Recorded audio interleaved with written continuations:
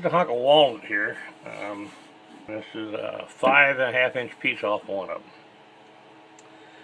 I'm not going to try to video all this because most of this stuff everybody's done, and well, I don't want to bore anybody. But anyway, I got this turned around, and I'm going to pick up here and there and try to fill in some blanks for y'all. What we're going to try to do here is we're going to cut a tenon on both ends of this. So I've got, you know, a place to grab onto with a chuck on both ends. And then I'm going to part off a top. We're going to make a lidded box, but we're going to make it just a little bit different. I'm going to part off the top. I'm going to go ahead and make the box. The bottom of the box will be dead, just an ordinary box.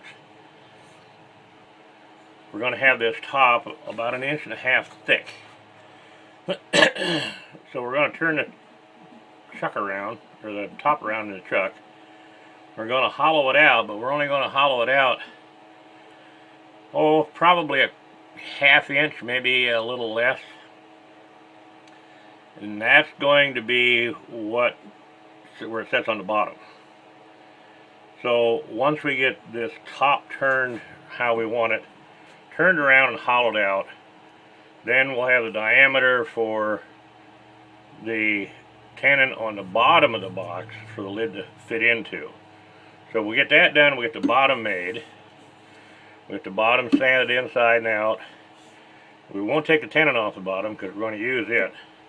But we get this done, and then we're going to put this top that's got this recess cut back in it. And the reason I want to cut that early is I want to leave the wall, the outside wall of this top heavy. Because I want to put this top on a chuck, but grab it by expanding the chuck.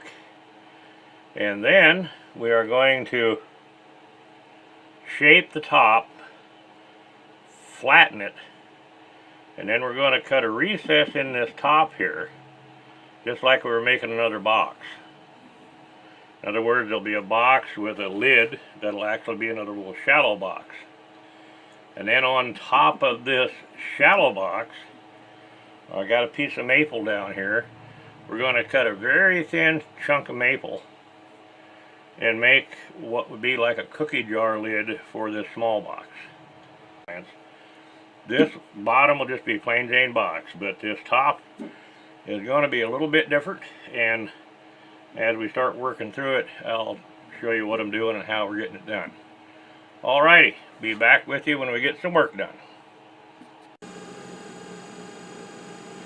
Okie dokie, here we've got the top cut off and it's hollowed out inside on this back side, and I've got the shape kind of roughed in that I want, and now I'm going to hollow this down in here like I was going to make another box, but this is where another lid is going to sit. So we will, I've got one cut made there. It's probably, there'll be a top go in here.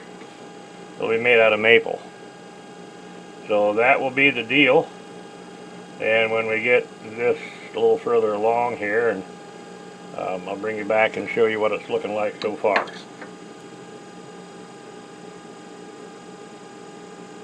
Okie dokie, we got the lid slash centerpiece roughed out. And you get a little compartment here. There's got the piece of maple is going to go in here and dome up. Okay, now that's over with. So this now I'm going to cut the tenon on here to fit inside this lid, and that'll dictate how big around I can make the inside of this box. So we'll do some sizing here and get this on the way, and once I get this done, roughed out, we'll be back with you and we'll chuck up a hunk of maple and make this piece. So stick around. Okie dokie, here we are. We've got the thing shaped up the way I wanted. I like this. This is the top, and I've got some decorative coves here and whatnot. I've got it sanded to 1500, and I'm going to put on some friction polish here. because this is as far as we need to go with the outside of this.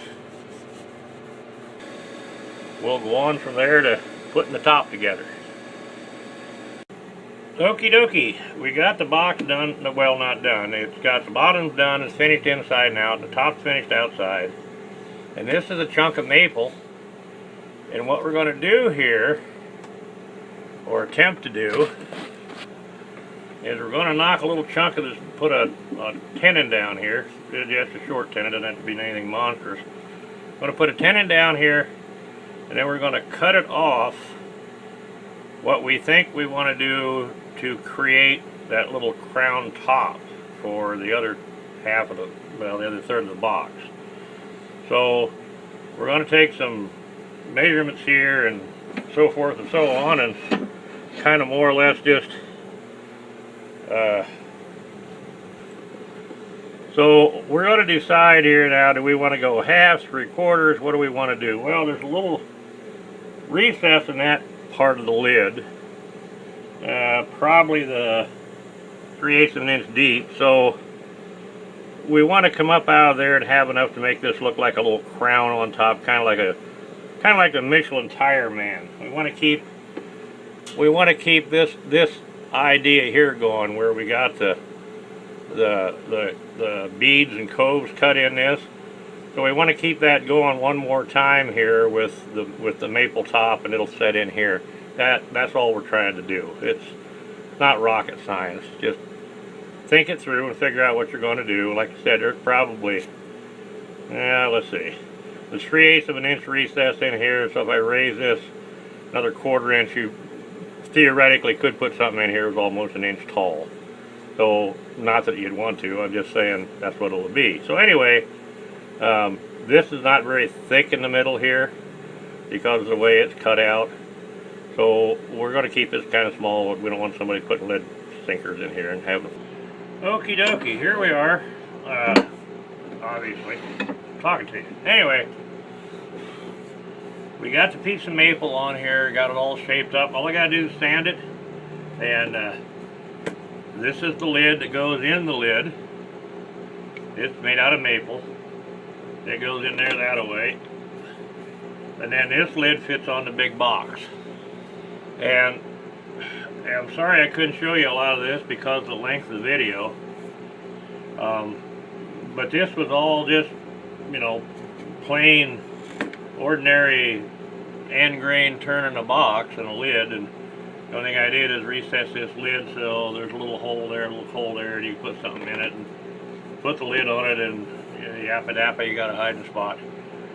I guess if I was going to name this, it would be the Michelin Man secret compartment box. I don't know, kind of looks like the Michelin tire guy. So we're going to sand this up and put some finish on the outside, and I got some finish to do on the inside of this part.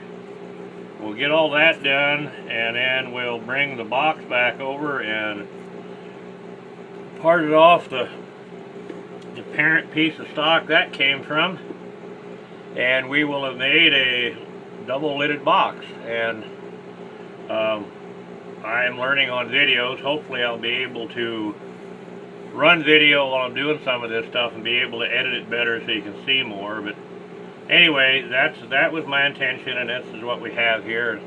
I'll be back with you in just, I don't know, 10 minutes or so, and show you the finished box and what it looks like. So I hope you enjoyed so far, and like I said, apologize for not being able to get more video to you, but hey, I'm learning. So hang in there, we'll get this cleaned up and finished off and get back with you. Okay, we got this thing done. It came out okay. Don't know, what is good, great or anything, but it came out by my expectations. There we go.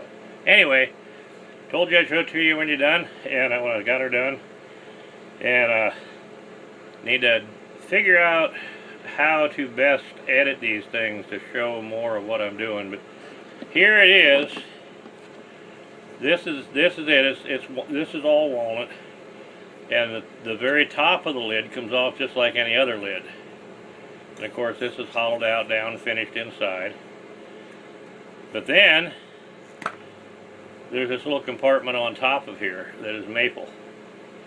Now, I understand you're not going to put the family jewels in here, for sure, but a couple of memory chips out of a camera or cell phone and you didn't want to lose them and kind of wanted them stashed somewhere, might work out just right.